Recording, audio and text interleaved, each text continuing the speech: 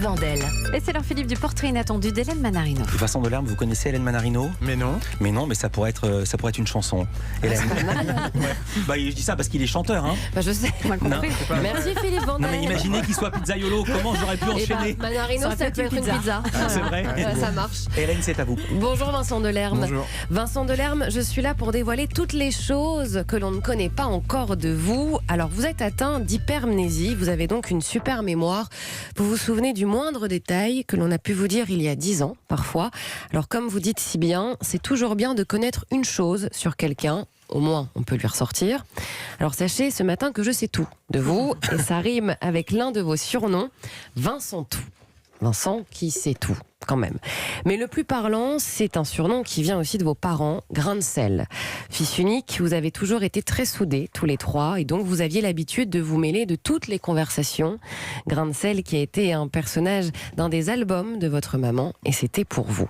Alors, nos grains de sel, justement, ce matin. Vincent Delerme, des émotions fortes avec vos parents, vous en avez connu. Alors, vous n'avez fait aucune bêtise. Enfin, une seule, quand vous avez taillé dans la pelouse d'une de vos copines de l'époque pour faire un escalier. Vous vous souvenez ? C'est moi dessus, Karine Blondel. Mais sinon, rien Il d'autre. donne les noms en plus. D'ailleurs, Comme dans ses chansons. vous dites souvent à vos parents, vous m'avez fait rater ma crise d'ado. Pas d'exigence, juste un régime sans tomates. Une vie d'émotion. C'est vrai. C'est assez affolant comme portrait et comme niveau de vérité. Oui. Une vie d'émotion avec un papa qui était encore plus stressé que vous lors de vos compétitions de tennis de table. Il avait peur que vous soyez triste de perdre, mais heureusement qu'il y avait les vacances à Noirmoutier pour vous entraîner. Un papa avec qui vous avez partagé quelque chose de très fort, en tailleur, devant la télé, tous les deux, la finale de la Coupe Davis 1991. Vous étiez tellement euphorique, Vincent Delerme, que vous auriez été capable de rentrer dans la télé. Et puis il y a eu les concerts, un des premiers, un chanteur québécois. Mon pays, ce n'est pas un pays, c'est l'hiver. Mon jardin, ce n'est pas un jardin, c'est la plaine. Mon chemin, Gilles Vigneault, que vous êtes allé voir sur scène et qui à la fin du concert vous a dit « Vincent, tu es un voyageur, ce qui signifie tu vas faire quelque chose de ta vie ». Alors il a vu juste. En revanche, pour les voyages, précisons que vous détestez ça, vous êtes très casanier et votre rêve, ne jamais partir, justement. C'est vrai. Ça doit être des interviews du début du premier album, non? Non, ce sont des proches, Ah, moi, non. ça vous savez. Ah non, parce que maintenant, forcément, quand on fait les concerts, on voyage quand même pas mal. Oui, mais quoi. on peut le faire et détester. Non, mais j'aime bien maintenant. D'accord. Ça va. Et Ouais. puis dans votre playlist, il y a eu aussi les frères Jacques.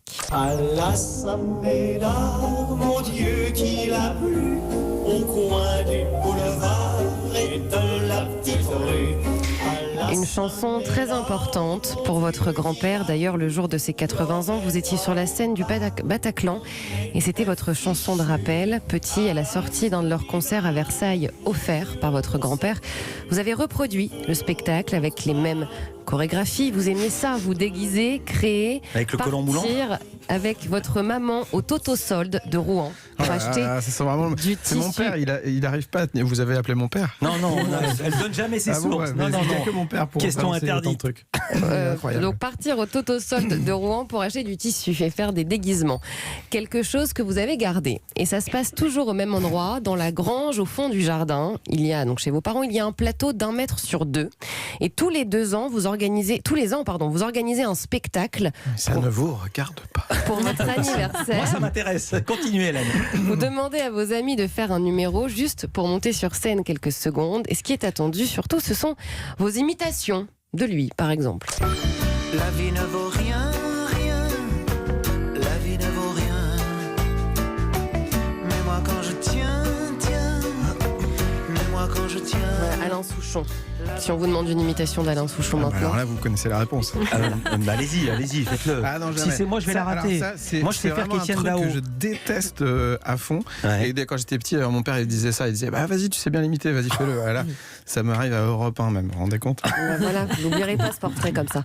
Et vous avez toujours aimé faire rire les autres avec, par exemple, les parodies de chansons que vous avez écrites pour la fac et que vous avez chantées au restaurant Le Concombre Masqué. Des chansons qui ont failli être éditées, ou le sketch des dialogues. Non, ils ont pas failli être édités. Pratiquement, ils ont voulu en tout cas. Ou le sketch des dialogues que vous avez joué à la fac de Nancy avec votre tête sous une serviette avec un inhalateur vert en plastique.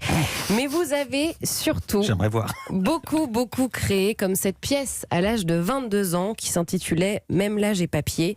L'histoire de 2 garçons qui veulent partir en vacances avec leurs copines, mais elles annulent car elles préfèrent se rendre au Festival d'Avignon. Et moment de grâce, en plein milieu de la pièce, votre moment flûte à bec, où vous repreniez ça. J'ai carrément oublié. Mais c'est drôle parce que du coup, j'essaie de trouver les sources au fur et à mesure. Bon, là, elle est facile à trouver. Mais ça, c'est authentique. Ça, c'est vrai. Même là où j'ai papier, c'était même là où j'ai papier. Ouais. C'était Même une pièce là qu'on où a j'ai joué avec papier. Emmanuel Noblet. Exactement. Voilà. Alors, flûte à bec, c'est mignon, et pourtant, Vincent Delerme, vous avez connu tous les styles. Aujourd'hui, donc, auteur de chansons françaises. Mais votre premier amour, c'est la musique style gothique. Avec votre groupe au lycée, Les Tristes Cires, concert donné à Rouen sur la place en 1994. Et même pour votre premier concert avec le vrai style Delerme, la photo portait un petit peu à confusion puisque c'était une photo de vous en noir et blanc prise par votre maman, mal photocopiée par le photocope de la fac. Donc tout le monde pensait que c'était un spectacle gothique, mais non, c'était le Vincent Delerme de maintenant, qui aujourd'hui ne perd pas de sa fantaisie. Et je ne parle pas de votre passion pour le foot, ni pour cette particularité d'avoir la phobie du courant d'air, mais ce goût pour changer de rôle, et encore par amour pour vos enfants, fausses moustaches, lunettes, les faire rire et profiter. C'est d'ailleurs pour cette raison que vous ne partez jamais en tournée le week-end.